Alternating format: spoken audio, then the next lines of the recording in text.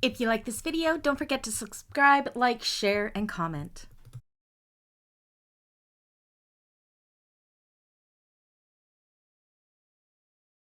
Hello everybody, welcome back to my channel and another tutorial. Today I am happy to sew along with you the Juniper Toiletries Tote by Blue Calla pattern. I can't rave enough about this bag. This is my first time I have made this one on my industrial machine. I've made many of these on my old Juki 2010Q, so it's definitely been a while since I had made one, so it was really fun to revisit that for this client order. Let me show you some of the amazing features of this bag. So you can see it is a decent size toiletries tote. It's got double zippers, which also means a double pouches, and they are a good size pouch. I still have to press out all my seams on this. I haven't shaped it at all. I find shaping my seams, which I just take some foam and then some clips to hold them in place overnight, and that'll just help shape it that little bit better. It has little pulley tabs here for opening and closing the zippers. Now you will notice I have two nameplates on this one, and that's because I made a mistake. When I was figuring out where I wanted my front placement, I always go based on where my pull is sitting. I thought my pulls were closed, but they were open. So of course it went on opposite. So I just put a nameplate on both sides. Hey, now my client can decide if they want it to be left or right-handed. It's up to them. That was just the way I could fix it in my own head. Materials I used in this bag, this vinyl is the Blue Jay variegated Canuck vinyl from Galaxy Customs. My lining is a waterproof canvas from Fabricville. My zippers and zipper pulls are from Mormino. They were something I had in my stash from the box that she sent me, which were perfect for this bag. My rivets are from Emmaline bags. Guts of this bag, interfacing wise, I didn't have to use any woven interfacing because I used waterproof canvas, but if I had, I would have used the medium woven interfacing, my favorite being AB Fuse Light from Emmaline bags. I have Decovil Heavy in the bottom and in the side accents, which I get from Emmaline bags. The top has a fusible fleece, which I get from Emmaline bags, and the foam in this bag, I use Pretty and Pink Sew Foam from Galaxy Customs, but you could also use Pelon Flex Foam or Miami Soft and Stable, whatever you like. What else to say about this bag? I had so much to say and now I can't remember what it is.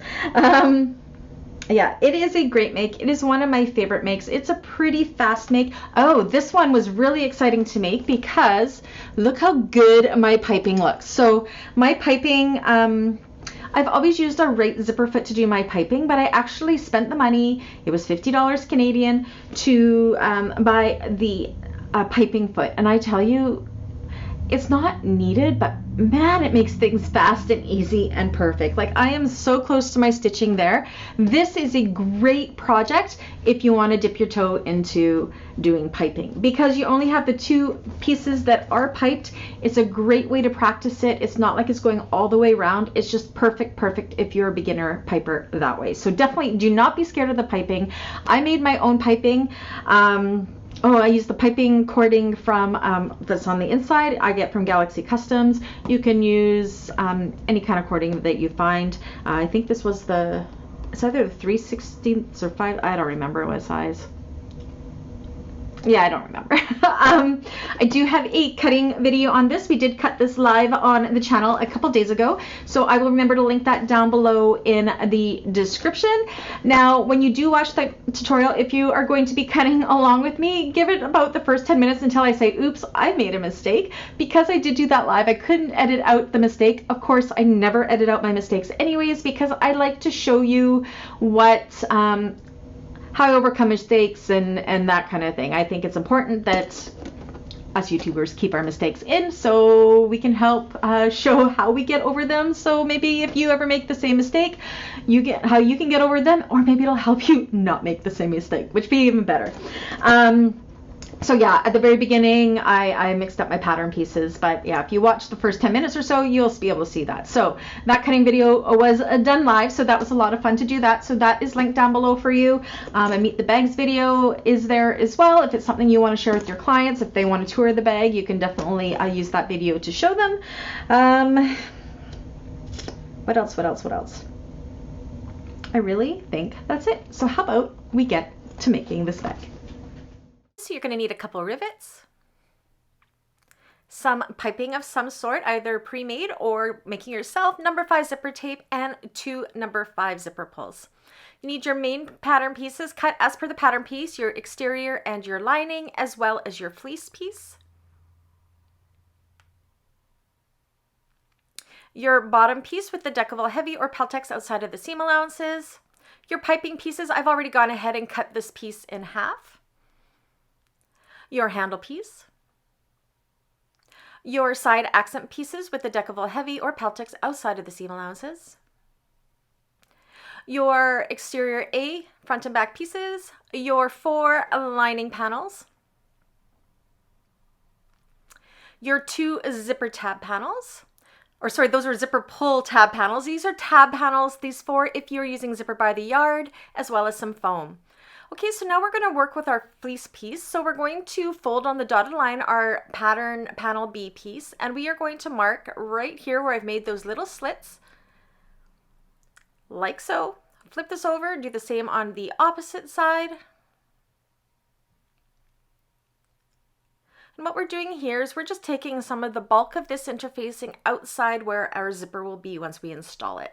So once you have those lines drawn, take a ruler and match up those lines. So these lines should be about a 1/2 inch in height apart. Try to make it as straight as possible. And then go ahead and cut out those pieces for both. So this is what that looks like. You're going to take your exterior panel B piece, your main piece, and you're going to go ahead and fuse that on. So that is done. Now you can go ahead and take your bottom panels and your exterior panels and back them with foam, just like so. Once that's done, go ahead and mark your top and bottom centers. I like to do little snips in these. You can also just mark them with a pen that will wash away. And on your bottom piece, you're going to mark all 4 centers. So along the long sides and along the short sides. And this will come in handy for later on in the construction of this bag.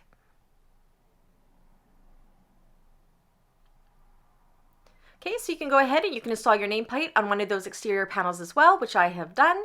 Now I've already gone ahead and made my piping. If you need to know how to make piping, I have a class for that down below.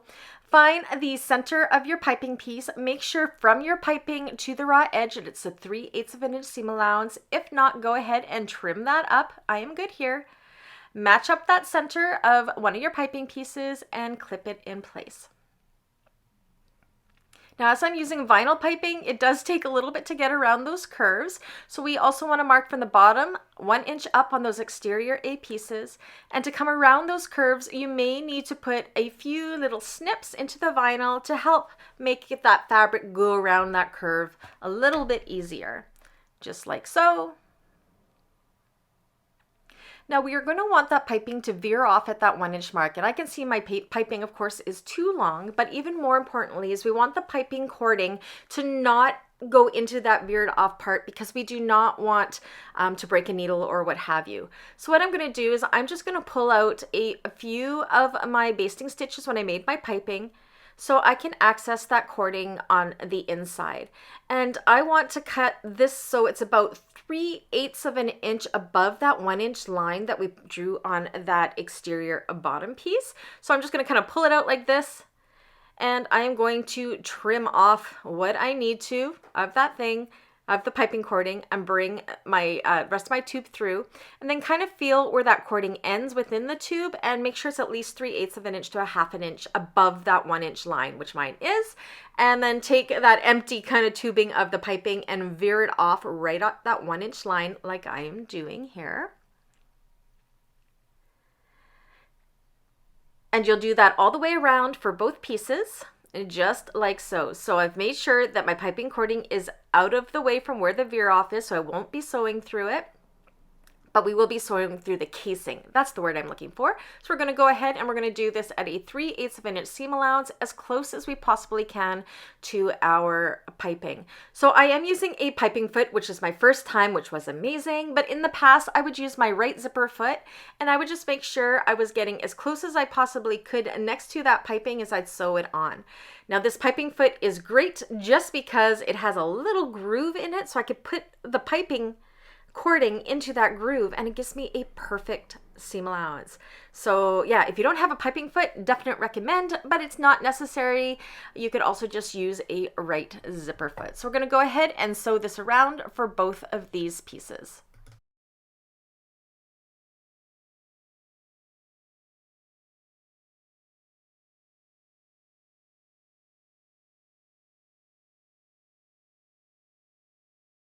So there you go. You can see how nice and close to that piping we got. You can go ahead and trim off the excess hangover of the piping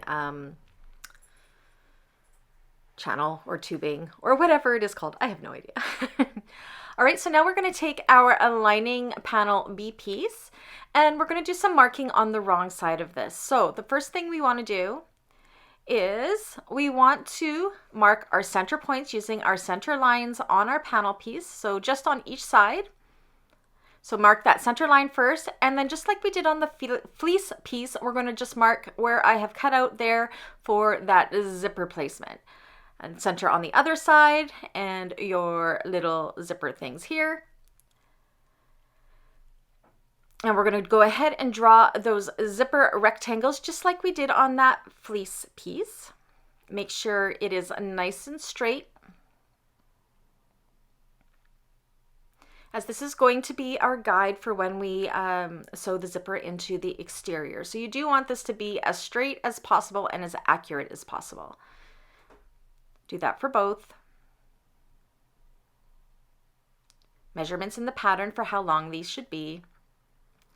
As well as that center, those little center lines that we drew, we're going to draw a line straight down that center. First, I'm going to make sure it is definitely center, which mine is.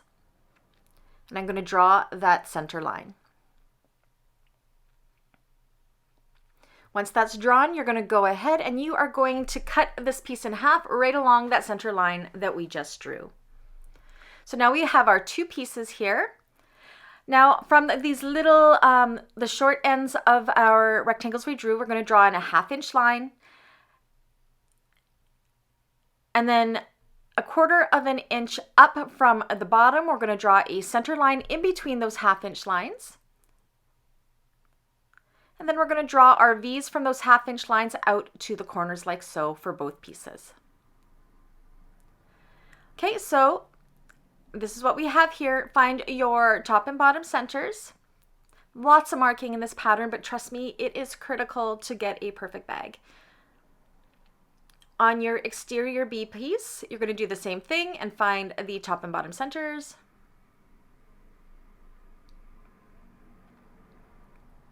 And then on your lining D pieces, you're just going to find your top centers. Again, I like to use little snips within the seam allowances because they don't wash away, but you can also use a marking pen either on the wrong side or one that will erase later on.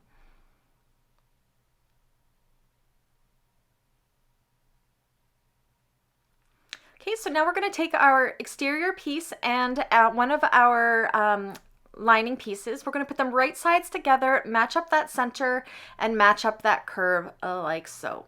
So that straight edge of that lining piece is towards the center. This curve should match up pretty good. The lining will overhang because it is longer.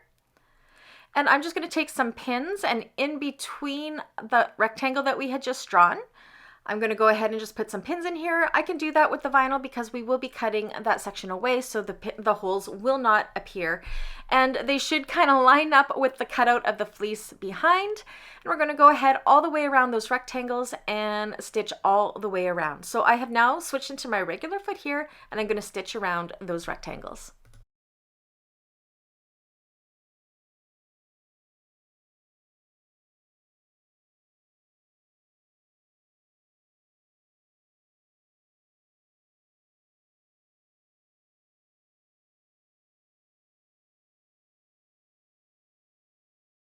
Now you may notice that I am back stitching at all the corners of these rectangles. That is something I like to do because sometimes I find, I don't know why, but when I go to turn, if my needle hasn't come up a certain amount once I've turned, that sometimes it skips that stitch, and we definitely don't want that for this. So I just kind of do a little back stitch just whenever I'm about to turn, before and after my turns, and I find it helps a lot.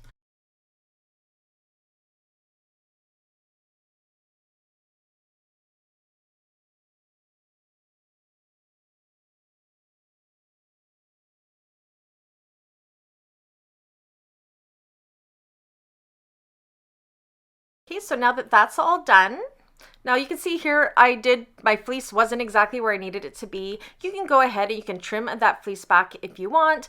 I'm actually not going to worry about it because I'm using a fairly low loft fleece and it's not going to really cause any problems when I go to turn this lining through. But this is an option if you wanted to do that, if you had a little bit of being off kilter there like I did. Now I'm going to take my rotary cutter, and in between those 1/2 inch lines, I'm going to cut just to those 1/2 inch lines, and then go in with my scissors and cut to those V's without cutting my thread. Very important, you don't want to cut your thread here, just as close as you possibly can to those. So you will do that on both sides of this. Okay, and then what you want to do is take your lining and you want to pull it through that hole to bring these wrong sides together. Now I'm going to show you a really fun trick that I like to do with this, which I find it a little bit easier, especially when your fabric contrasts a little bit too much, is normally you would pull the seam nice and tight so you didn't see any of that lining fabric. I'm actually going to keep a little bit of my lining fabric forward, so it's going to give like this faux piping look right along my zipper, which brings a pop of color into the exterior, which I think is really fun. So that's what you see I have done here. I've given it a good press to make sure it lies flat, making sure I didn't melt my vinyl, just did it from the wax side. Now we need to prep our zippers. So these are zipper tabs. This is if you are using zipper by the yard. So you are going to measure a 1 inch line on the long sides, fold them into that. So you folded those long sides over by a 1/2 inch, fold it again in half, like so, and then fold that in upon itself to make a little zipper tab and give those a good press. Now you're going to take your zippers and you're going to slip it into the zipper tab like so. Use a couple clips to hold that in place. And you're going to go ahead and you're going to stitch in a rectangle to enclose those raw edges with an 1/8 of an inch seam allowance. Now these do show from the inside of the bag, and what the purpose of these zipper tabs is so you don't have the fraying of the zipper tape, especially with the zipper by the yard, on the inside of the bag. It just gives the zipper ends on the inside a little bit of a finished look. Now if you are using zipper that has finished ends already, pre-made zipper that isn't zipper by the yard, the ends are already kind of finished, so you could choose to do this or you could leave that off. It's up to you. So you're going to go ahead and do this with all 3 of those zipper tabs.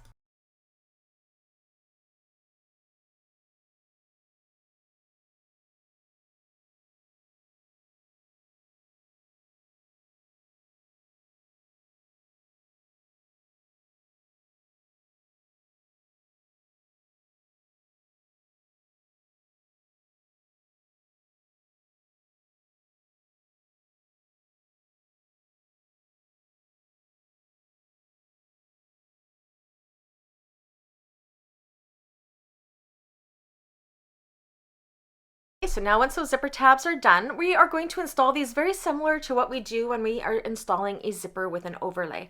So on the wrong side, I'm going to go ahead and use some double-sided tape here. If you're on a domestic, I strongly recommend Dritz Wash Away Wonder Tape.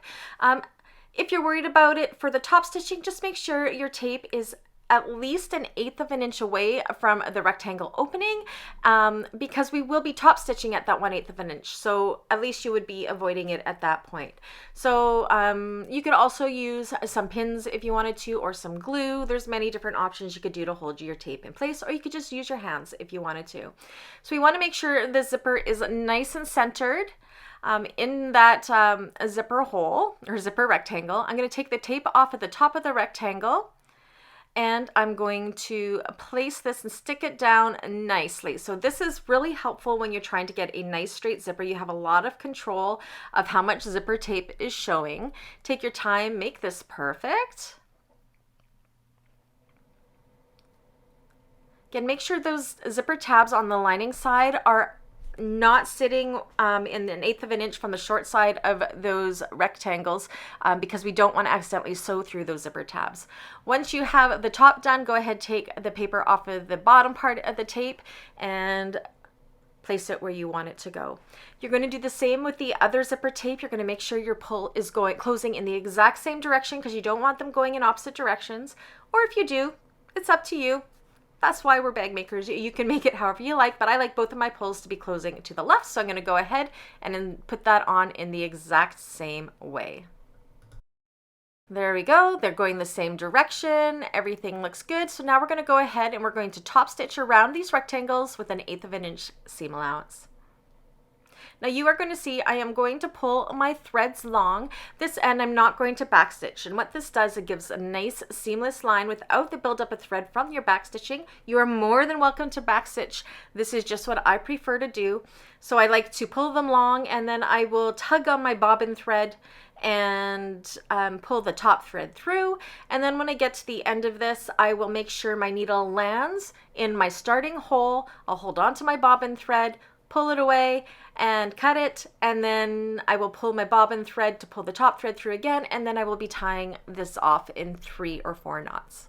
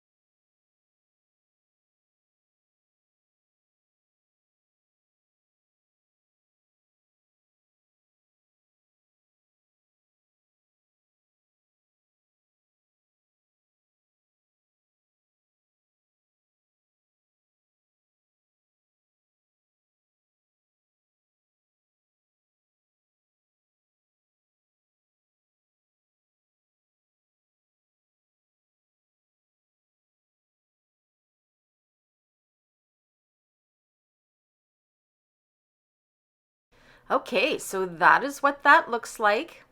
Just perfect. Set that aside for now. And now we're going to work on our, I don't remember what they're called, the little zipper pull tabby things. So you're going to mark a center line like so. I'm going to use some double-sided tape to hold this in place. You can also use clips, and we're going to fold those long sides into that center line.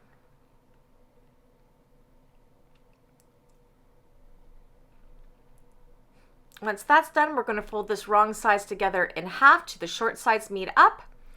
Use a few clips to hold this in place, and then we are going to sew around this with 1/8 of an inch seam allowance for both. So that's what that looks like when it's done. I'm going to put them on the right side, on the closed side of my zippers, so my pulls are close to the left. I am going to line the finished edge up with my zipper tape, and my raw edge is going to hang over by about 1/2 an inch. Now you want to make sure your lining piece is up and out of the way when you go to baste these on, because we don't want to accidentally sew through the lining. So go ahead and baste these on with 1/8 of an inch seam allowance. Okay, so that is done. They look good. Now what we want to do is we want to do these side pieces. So we want to find the top and bottom center, or the top centers of our side accents, and that is the shorter side is your top side. And we want to put these right sides together with the exterior piece, making sure you are not catching that lining piece. So we're just going exterior to exterior, and we are attaching the short side of that side accent B piece. So we're going to go ahead and we will sew across there with a 3/8 of an inch seam allowance. And this is what that looks like. So I'm going to hold my lining back like so and sew across each of those sides with a 3/8 of an inch seam allowance.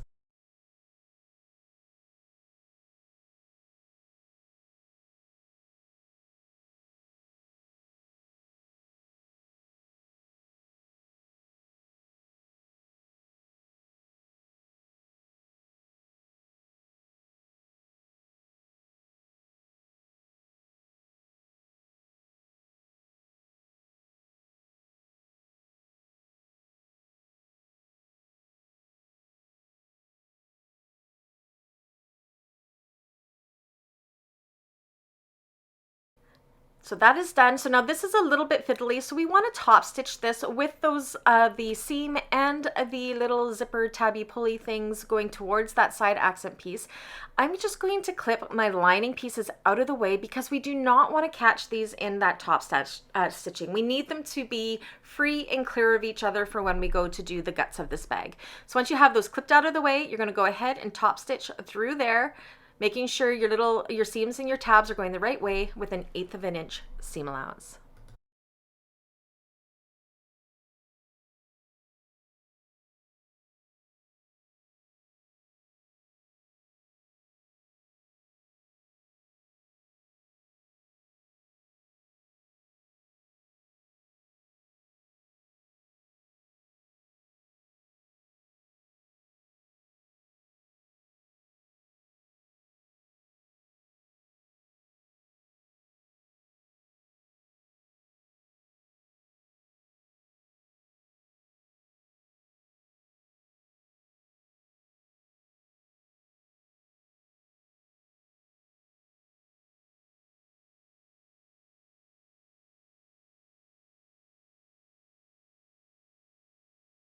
All right, so that is done. Now we're going to work on our handles. So this is a little different than handles that I usually do. I am really following the pattern pretty good here. So we're going to bring it right sides together, bring the short sides together, and we are going to sew across that short side with 1/4 of an inch seam allowance. So we have a loop here. And then we're going to open up that seam, and then we're going to top stitch that seam in place on both sides of that seam with 1/8 of an inch seam allowance. So you can kind of see how I'm doing that in a tube. So go ahead and top stitch along each side of that seam with 1/8 of an inch.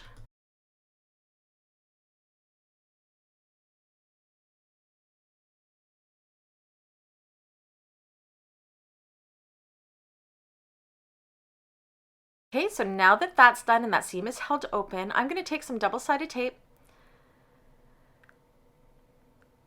and I am just going to put it around the line that we drew when we cut this out in the center. Now you can definitely use clips instead of tape. I find the tape just helps hold it in place a lot better. I go through double-sided tape like I breathe air. We all know this.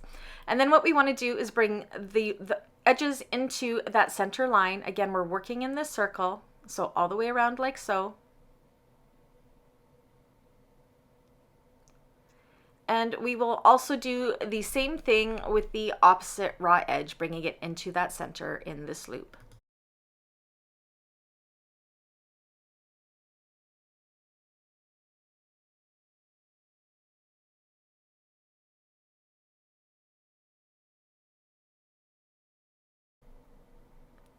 We're almost there.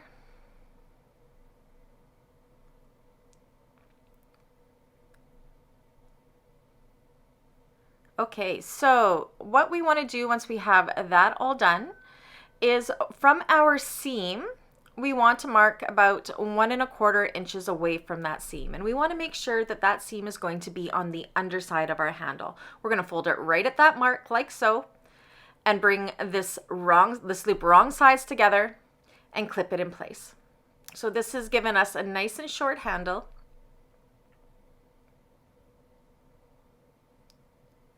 And then we're going to take this to the machine and we are going to top stitch around this all 4 sides with 1/8 of an inch seam allowance.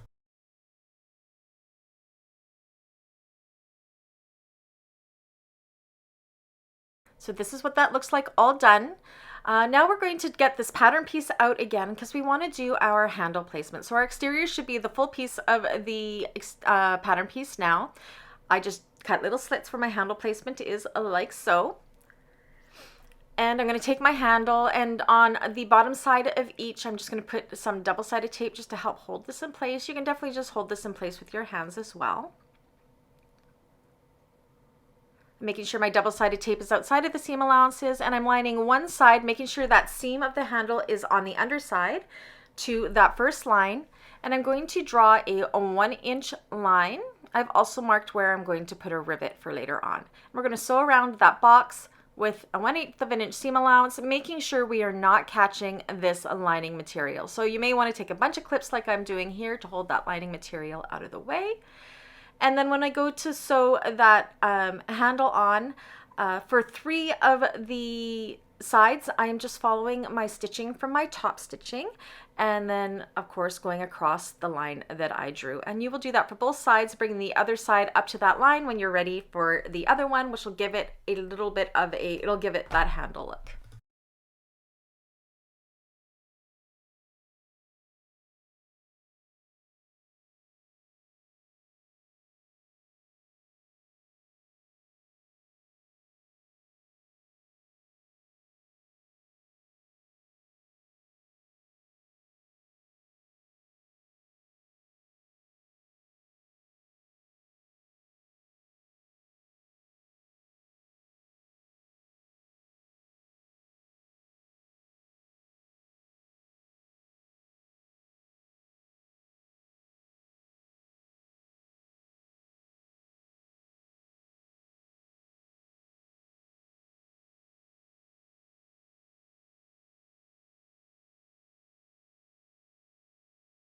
So this is done. I've installed my rivets, and I like to back my rivets with scraps of Decovil Heavy just for extra security. Now it's time to do our lining panel. So I'm going to do one of these lining panels with you. So the curved side goes towards the straight side of the lining, so the center part. So you have these lining pieces right sides together, matching up that center. And you can see where we have the cutout on those lining pieces. That top of that cutout matches up with the side of our panel B pieces on the lining part, just like so. The part that we are not clipping in, that is going to turn into a boxed corner for when we go to finish up the lining. So go ahead and clip these in place. If you're finding it's not going around very well, that straight edge of the panel B piece, you can definitely go and put some little snips in there to help work that fabric around.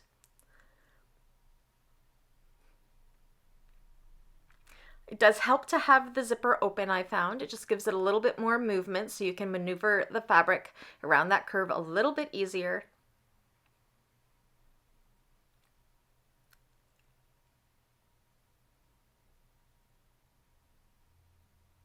Use lots of clips. Don't be scared of clips. You can see I use a ton of clips every single day. So I'm going to do some more snips here just to get around that curve. You may or may not need to do this. I think it's because I'm using the waterproof canvas. It's just not as flexible as cotton. And then once we have this all clipped in place, we are going to go ahead and we are going to sew this. I'm actually going to sew mine with a 1/2 inch seam allowance because I want my lining to be a little bit more snug inside the bag so it's not so floppy. So you can choose between doing a 3/8 of an inch seam allowance or a 1/2 inch seam allowance. That's completely up to you. Now this does feel a little fiddly, but we're going to go ahead and you're going to make sure you're holding the exterior outside of the way and sew around that seam with a 3/8 or a 1/2 inch seam allowance.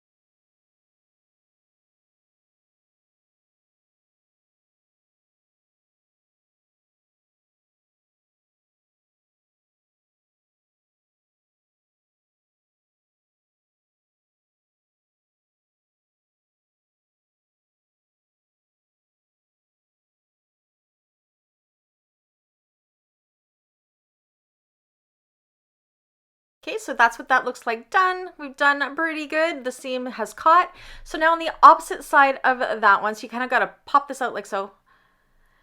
Find the raw edge for where we'll put the other side of the zipper pouch on, and you're going to do the same thing, match up that top edge with that other raw edge, clip it around, and then sew that with your 1/2 inch or 3/8 of an inch seam allowance as well, and repeat with the opposite side. So this is what that looks like all done so far. So now we need to close up the bottoms of these. So on one of the sides, clip it together, but we are going to draw in about 1 1/4 inches from the left and the right side, because we need to leave a turning hole, so an opening for turning. So I'm just going to make a mark to remind myself where I'm going to start and stop stitching, because we will stitch across here with a 3/8 of an inch seam allowance, break our thread and go to the other side, leaving that opening. And on the opposite side, you can go ahead and sew that straight across with a 3/8 of an inch seam allowance, but do not touch the corners just yet. We will be finishing that up in the next step.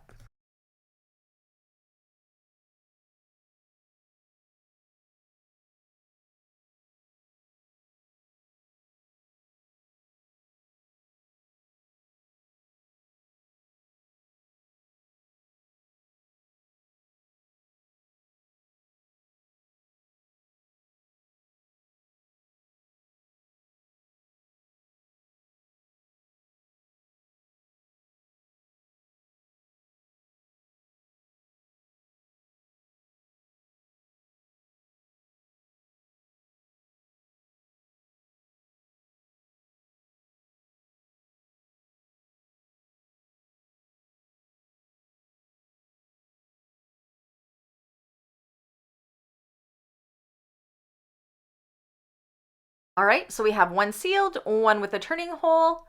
Looks good. Now we can box those corners. So all you have to do is put your fingers in and pull it nice and tight like so. Clip that seam together on the side.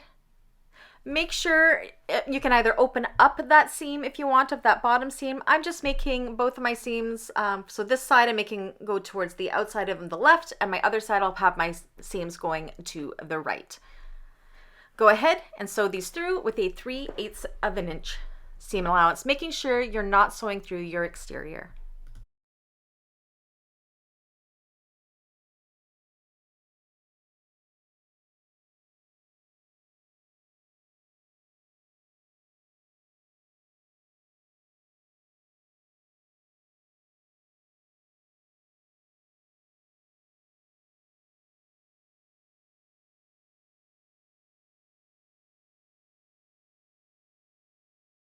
So that is all done. If you've done this right, actually first on this outside seam, I'm just gonna go ahead and trim this down to a 1/4 of an inch seam allowance. I'm not so worried about the inside seam, but because we are about to work with the exterior here, just having this as far out of the way as I can will make my life a lot easier. So just my outside parts of my zipper pockets, I'm gonna go ahead and trim up to that 1/4 of an inch seam allowance.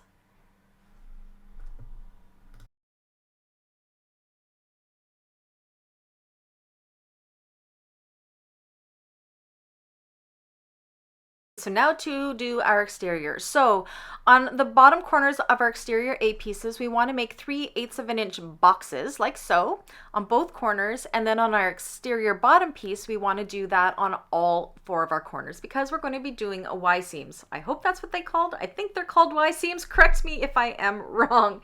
Okay, so now you want to go squishy, squishy, push this into the center like that to expose these seams so we can put these pieces right sides together. Now this is where I put my panel on the wrong side. I was trying to figure out how I wanted my nameplate panel to be without realizing that my zipper pulls were open. So yeah, I installed it on the wrong side. So make sure you're placing your front piece with the nameplate where you want it to be. Not the end of the world if you do it wrong like I did, but hey, that's okay. Match up that top center, right sides together. And this feels a little weird because it doesn't look like it should go around, but trust me, it will. And this part is going to be just a little bit tricky just because we do have that piping in there. So we are going to be stitching this once again nice and close to our piping. We're going to bring this all the way down, match up that bottom. Use lots of clips to hold this in place. You can see I'm not a stranger to clips. We also have to make sure that that lining piece is not going to get caught in our stitching. We need them to be free and clear of each other still. I know it looks really, really different. It's such a unique construction, and actually it's not hard to do at all. It's just making sure your lining is up and out of the way and we're not sewing exteriors and linings together. All right, so next I'm going to take this to my machine. Again, I'm going to put on my piping foot. If you don't have a piping foot, use your minimalist foot or your right zipper foot. And we are going to be sewing. You can follow the same line from when we sewed our piping on before if you wanted to, all the way around, starting and stopping at those 3/8 of an inch boxes. So make sure you have the right foot on and have at her.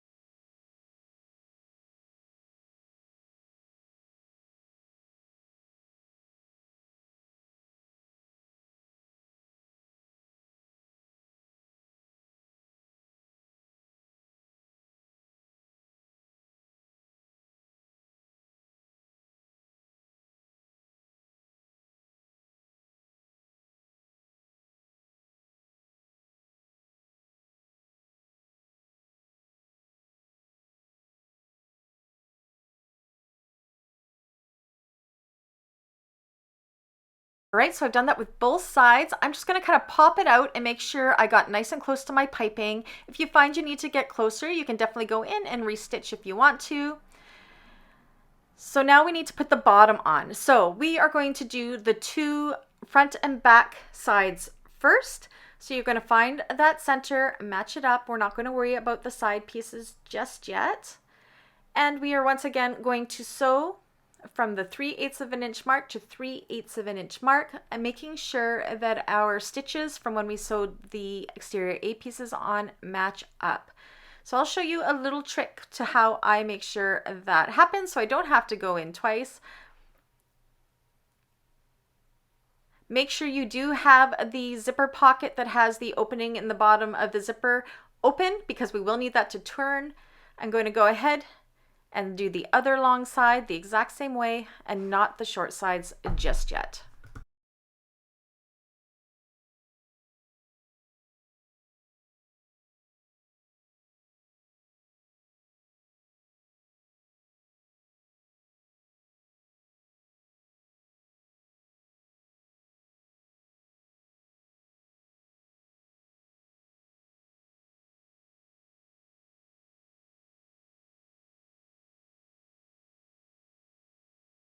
So what I'm going to do is, this was the easiest way to do it. I put on my regular foot again, and I'm going to put my needle down right where, at that 3/8 box on my exterior A piece, right where that stitching stopped from when I did that, back stitch and go across to where you see the stitching on the opposite side. So that'll be just where the 3/8 of an inch box starts and stops, and you will do the same with the opposite side.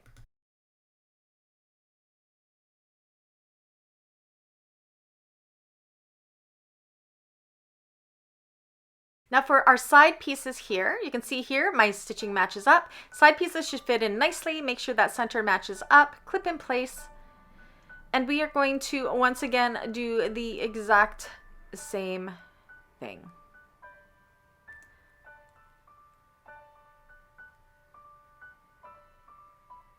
So we are going to go from the 3/8 of an inch box to the 3/8 of an inch box.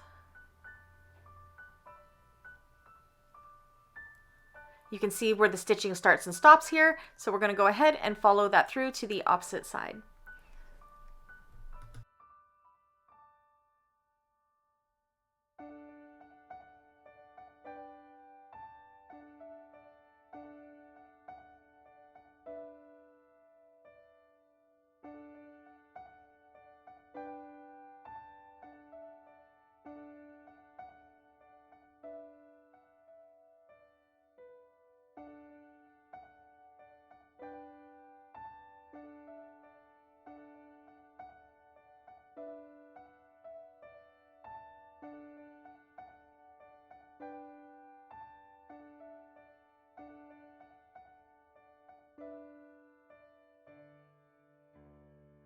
So if we've done that properly, when we flip this over, you'll see how all of our threads match up on those corners.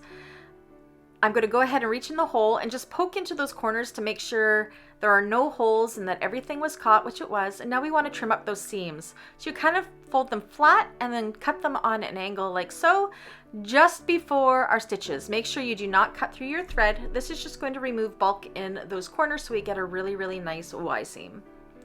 Once that is done, now the hard part. Go ahead and turn this through that zipper pocket. Again, squish and turn and squish and pull. Take your time. You will get it. Massage it through. Trust me. It just takes a little bit of time, but completely worth it.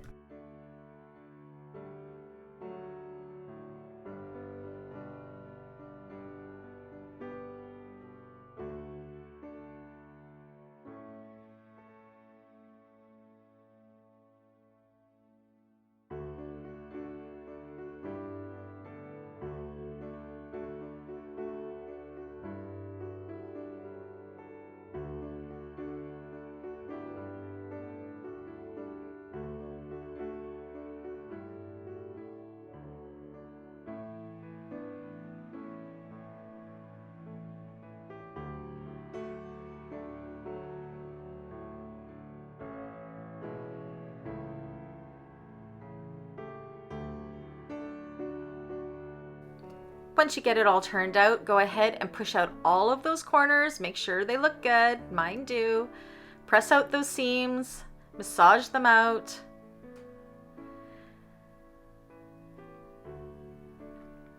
And then once that is all done, it's time to close up our turning hole.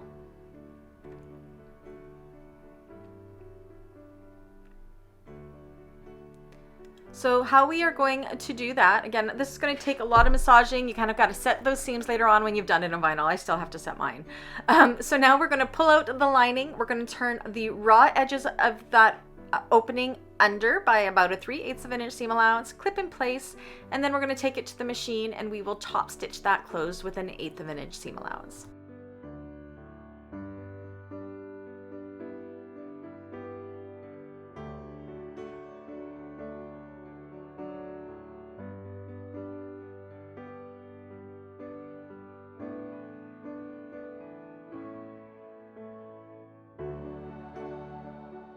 So that is done. Push that back in. Push the lining in so everything looks good. Again, work on massaging those seams. You may have to set those seams with clips overnight. I still have to do mine. And once you've done that, it'll give it a great shape. Admire your work, pat yourself on the back. And we're done.